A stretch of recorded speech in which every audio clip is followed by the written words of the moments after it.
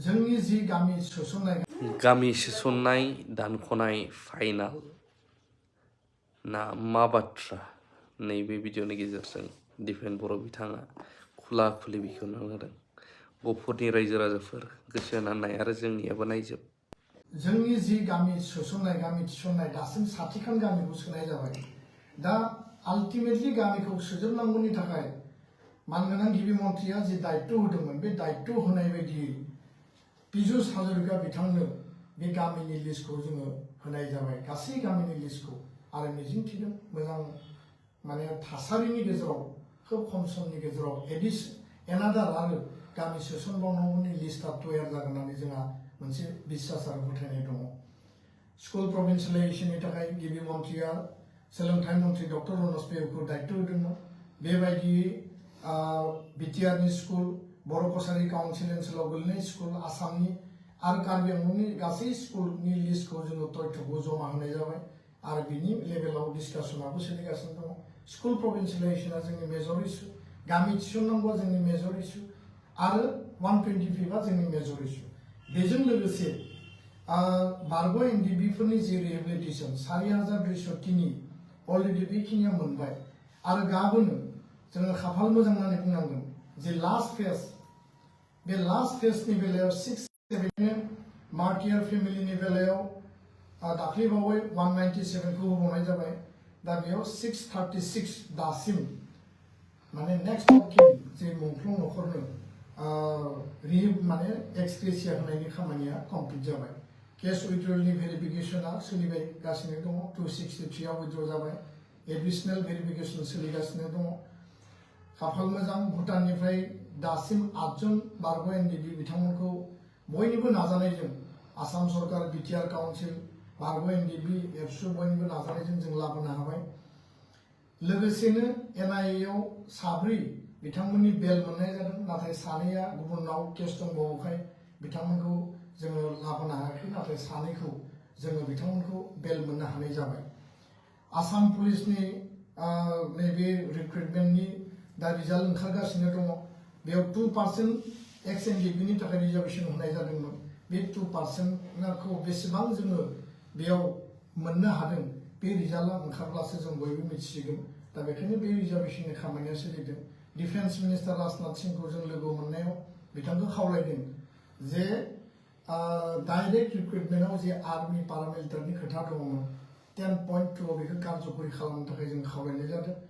आरो जोबथारनायाव जि 1500 कोटि सेन्ट्रेल आरो स्टेटनि जि पेकेज दंमोन 750 बे माने पेकेजनि बेलायाव खामानि मावनो गोनाङा सरकारनि आरो सरकारा बेखौ काउन्सिल, स्टेट, सेन्टार मावगासिनो दङ। दुलाराय बर' फरायसा आफादनि खामानिया जाबाय प्रेसार होनाय। दा बेखायनो सेन्ट्रेल गभर्नमेन्टनि प्रजेक्ट डनारनि गेजेरजों, स्टेट गभर्नमेन्टनि प्रजेक्ट आसाम सरकारनि गेजेरजों बेखौ रिलिज खालामनाय, बिनि फाइनान्सियेल ग्रान्ट होनायनि प्रक्रिया माखासे जालांबाय, माखासे जाबावनांगौ दङ। दा बेखायनो जों खावलायदों जे 2025नि नैबे समावनो मेक्सिमाम बे जेंनाफोरखौ जोङो सुस्रांनायनि गेजेरजों बर' हारिनि जि मोनसे ग्रेट एसपिरेसन दङमोन बे एसपिरेसनखौ जोङो मोजाङै मावफुंनानै लानांगोन।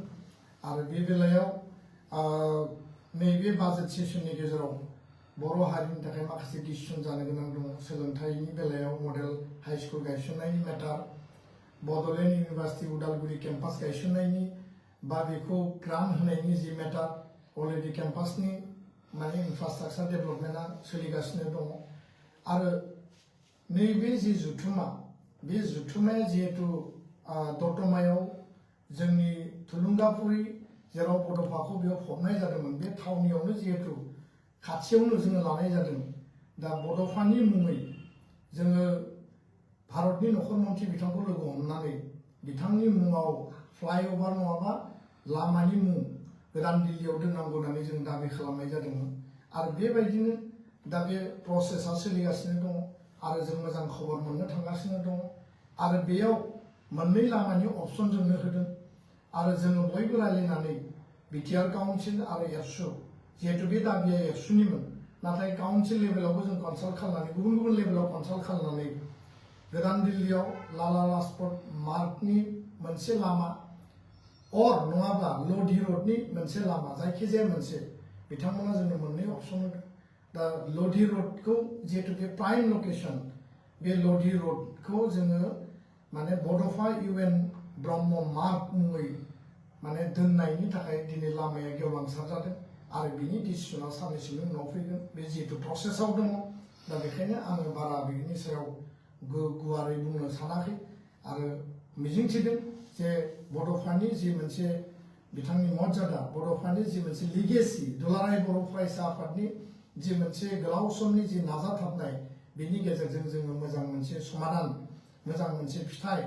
आरो नैबे जुथुम्मानि गेजेराव जों गोबांथार माखासे मेटारफोरनि जों सलुसन मोनगोन होननानै जों मिजिंथिबाय गासैबो जोंनि डेलिगेट्सफ्रा सावरायगोन जोंनि अबजार्भारफ्रा बाहागो लागोन आरो बर' हारिनि आइ आफा जिखि कर्नाराव थाया मानो 14 तारिखनि हाबाफारि सोलोंथाइनि 15 माने मार्चनि हाबाफारि जोंनि आगुन दैदेनगिरि आरो दल संगठननि हाबाफारि आरो 16 मार्चआव जे जोंहा अपेन सेसन जेराव 2 लाख मानसिया बाहागो लागोन बयखौबो लोब लोब फैनानै आं बाहागो लाफैनो थाखाय खावलायबाय बेखिनि खोथाखौनो बुंनानै आं दिनै फेसबुक लाइभनिफ्राय बिदाय लाबाय गोजोन्थों खुलुमबाय।